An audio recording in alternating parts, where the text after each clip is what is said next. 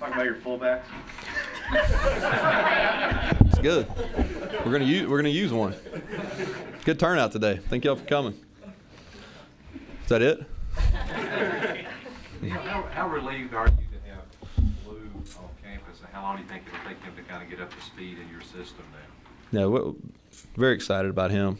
You know, we thought he was, if not the best, one of the top 2 or 3 junior college receivers in the country last year.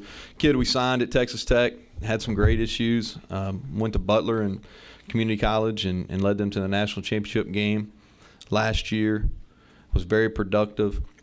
And he's a smart kid. We're going to take him slow. You know, he wasn't here during the summer and go through Coach Corum and Coach Edmonds' regimen. So we're going to take it slow and kind of gradually, you know, mentally and physically kind of get him in. But we do expect him to be a factor this year for sure. You know, what do you expect from Ryan Tillman? Well, Ryan had a great high school career. I think, you know, obviously, Mark, you know that. But he's got the ability to run the football, and he's got the ability to play receiver. We're going to start him at receiver and teach him that aspect first. From a technical standpoint, it's a little tougher to learn. But he's also a guy that, if we have some depth issues at running back, can bounce over and play there too. I think everybody's got it in the States excited about Ryan, and they should be.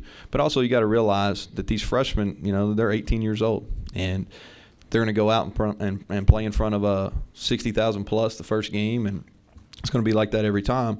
So I think our expectations got to be realistic, but at the same time, if they're the most talented guys, we got to take those bumps that come. How do you keep it from being a quarterback controversy and just make it a quarterback competition like you've been saying it is? Well, I think it starts with the demeanor, how Coach Stoops and I handle it, really. And I think they're good people. You know, I don't think any of those guys are jealous by nature. I think they're really good, solid human beings. And it's something we talk about. Jim, we talk about it we talked about it this morning when we met. Just talked about, hey, this is going to be about we, not about me. This is how the reps are going to be distributed. Everybody's going to get an opportunity to prove themselves, and the most productive guy will win. Can you go through each quarterback and talk about what their one particular strength is? I mean, one thing about each that you really like.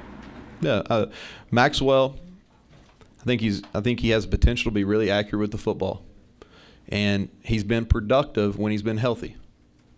Now he hasn't been healthy, you know, a whole lot, which is an issue, but he's been productive and he's accurate with the football, and he's done it against good people.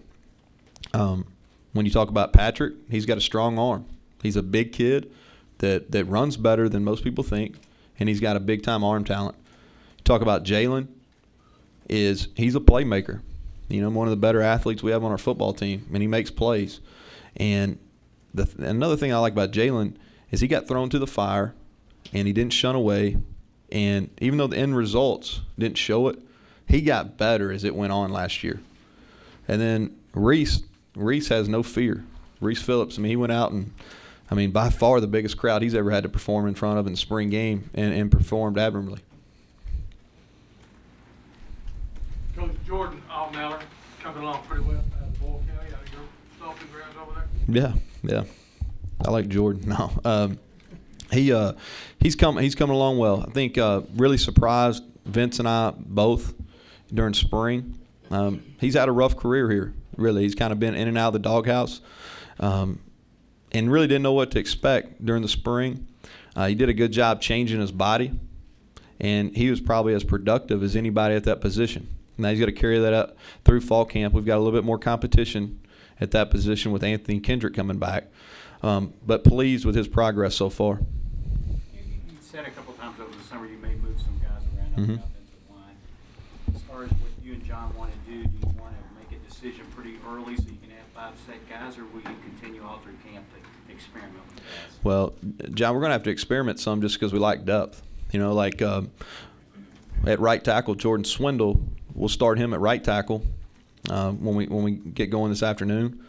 But he'll also have to get some left tackle reps as we proceed, because he may have to be the backup at left tackle also. Kevin Mitchell is a guy that's going to have to be a swing guy at right guard and right tackle. Zach West is a kid that's, you know, played left guard last year. Started, I think, every game, if I'm not mistaken. We've got to get him some left guard and center reps. You know, so just through some lack of numbers at certain positions, we're going to have to double train some guys. Neil, as I asked Coach Stoops about this particular situation, you're very, very tight. Well, I mean, deep at tight end. Mm-hmm. And what are your plans for that position in terms of what you intend to do with that depth? Well, I think we've got a lot of numbers. We've got some guys that have played some experience, that have some experience at that position, no question. I think how we use them depends on their skill set. You know, are some of the bigger kids, are they going to be able to stand up and do what we want as slot receivers? Are some of the guys that are maybe a little slighter, are they going to be able to do what we want to with their hand down? You know, and I think we'll also use them in the backfield some.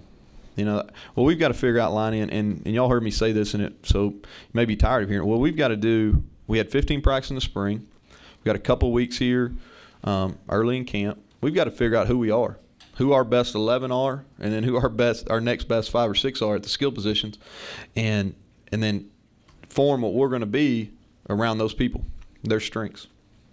You know, you've seen it before. This fan base, they want to be excited. Mm-hmm. They can be excited by a high-powered offense. Do you feel kind of a sense of responsibility in that regard? I mean, that's what they're paying me to do. If that's what you're asking, they, we're, and this will get redundant. But what we've got to do is, and when I talk to our guys, when I talk to them for the first time as a unit here later this afternoon, we're going to coach them with the expectations they're going to be great. All right, that's how we're going to handle them on a day-to-day basis. Is we want to be a great offense, and are we there? Are we going to be there this afternoon? Probably not. You know, when will it happen? I don't know. I tell them it's not if, it's when. And you know, we want to be exciting. We want to be high tempo. We want to put a product out there that, and you heard Coach Stoops, he probably said blue collar in here. I feel like this is a blue collar state from east to west. We want to put a product out there that resembles the people in this state. We want to play with a high tempo, and we want to be physical, and we want to get after people. What are the per game goals? Plays, yards? Yeah, that's not necessarily yards. When you talk about, we've got some goals, and I think the goals are that give you an opportunity to win the game. Doesn't mean you're going to, but I think it gives you an opportunity. We want to be at 75 plus snaps. We want to be 48% or better on third downs. We like being 50% or higher on first downs, which means a good play is 4 yards. So those are some of the game, and we've got some red zone goals also. But that's how we, I guess that's how we judge our guys from week to week. And like I said, it doesn't mean if we meet every one of them that we're going to be successful, because there's a chance. And probably the number one thing is we always talk about. I guess the two most important, I should have led with these, is we want to win the turnover margin, which I think is going to be huge for us this year, and we've got to figure out a way to make more explosive plays than the other team. You know, what are your expectations for the returning wide receivers, guys that are going into this system that didn't get a chance to catch the balls a lot after Maxwell got hurt?